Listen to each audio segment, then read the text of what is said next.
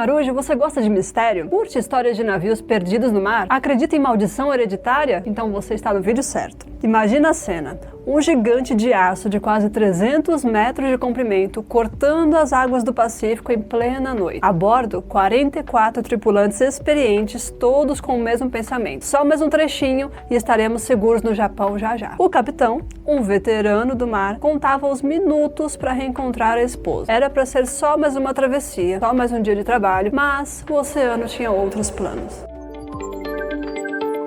Na noite de 9 de setembro de 1980, o cargueiro MV Derbyshire, que apenas 2 anos antes se chamava Liverpool Bridge, guarda essa informação aí, navegava a caminho do Japão depois de uma jornada épica iniciada lá no Canadá. Durante 2 meses, o navio atravessou o Atlântico, contornou a África, cruzou o Índico, uma verdadeira odisseia marítima. Seu porão estava lotado com 150 mil toneladas de minério de ferro, um monstro flutuante. Mas, enquanto Derbyshire avançava, uma sombra se formava no horizonte. O tufão Orchid, uma tempestade poderosa ganhando força a cada hora. O capitão Geoffrey Underhill, marinheiro britânico experiente com mais de 20 anos no mar, achava que dava para escapar.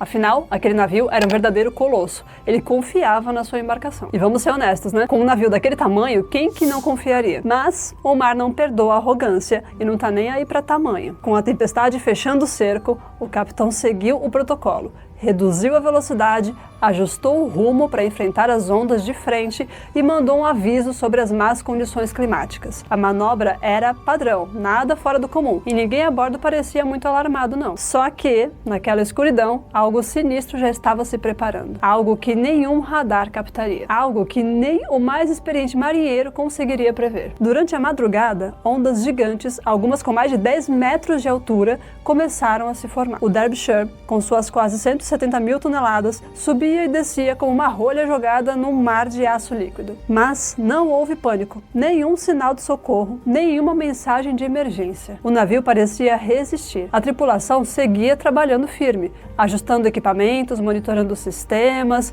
prendendo tudo que pudesse ser preso para não se soltar.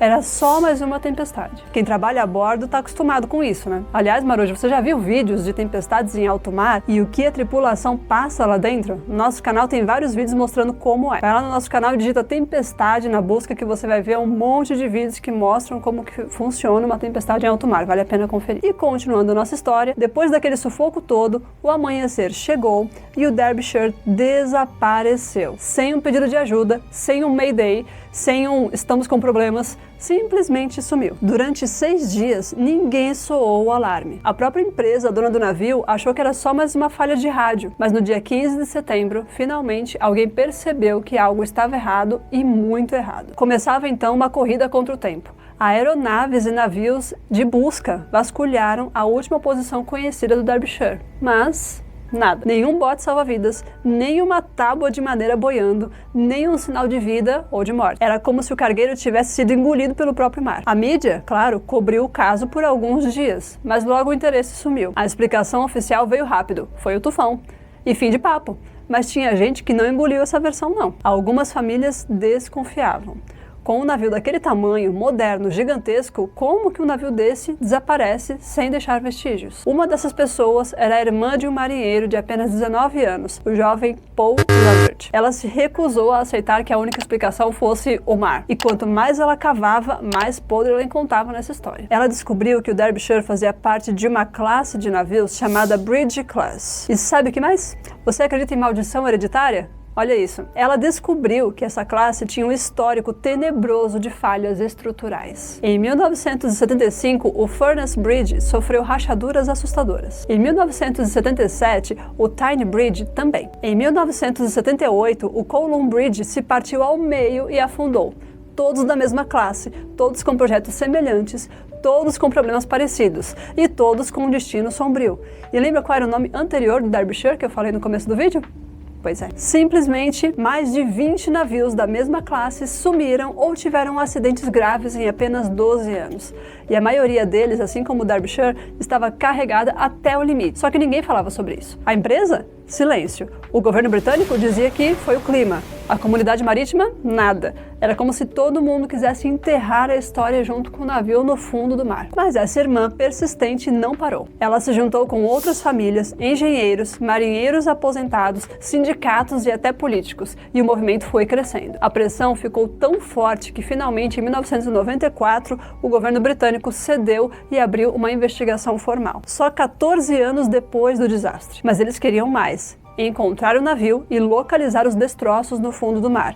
E assim foi feita uma das mais ousadas expedições submarinas da época. Em 1997, a quase 400 quilômetros da costa de Okinawa, a expedição localizou os destroços do Derbyshire espalhados, partidos em diversas seções, sem explosões, sem sinais de colisão, sem ataque externo. O navio havia simplesmente cedido à força do oceano. Foram 2 anos estudando cada pedacinho dos destroços, e o que os investigadores descobriram foi assustador. As tampas dos porões de carga, chamadas de hatch covers, falharam sob a pressão das ondas do tufão. Uma única tampa cedeu. Bastou isso. A água invadiu o porão como uma avalanche e de lá foi se espalhando de compartimento em compartimento, aumentando o peso, comprometendo a estrutura até que o casco se partiu. O naufrágio foi tão rápido que ninguém teve tempo de reagir.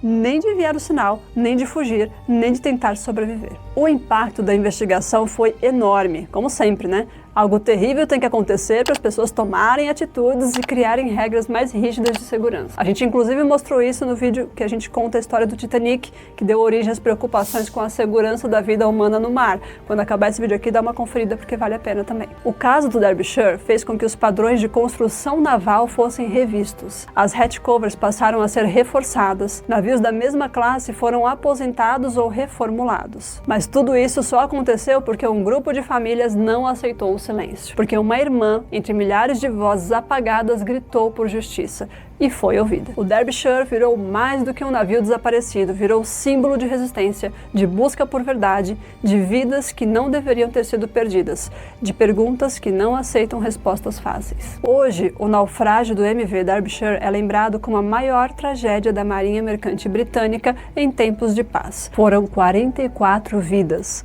quase 20 anos de silêncio e um oceano que só falou quando foi forçado a contar a verdade. E é por isso, Marujo, que a gente nunca deve parar de questionar, porque às vezes o maior mistério não está no fundo do mar, mas na superfície, onde escolheram não enxergar. E para enxergar com antecedência qualquer falha nos processos portuários e para garantir a segurança das operações, hoje nós contamos com muita tecnologia. Por isso eu sugiro que você conheça essas empresas aqui, ó. T2S, software e soluções para o setor portuário, Data Recintos, software que transmite dados para a Receita Federal, e Logcomex, que trabalha com Big Data e inteligência artificial no comércio exterior. É a tecnologia ajudando a monitorar cargas e proteger a vida de pessoas. E se você ama conteúdos como esse, aproveita para ativar o sininho para não perder os nossos próximos vídeos, ok? Beijo e até o próximo vídeo.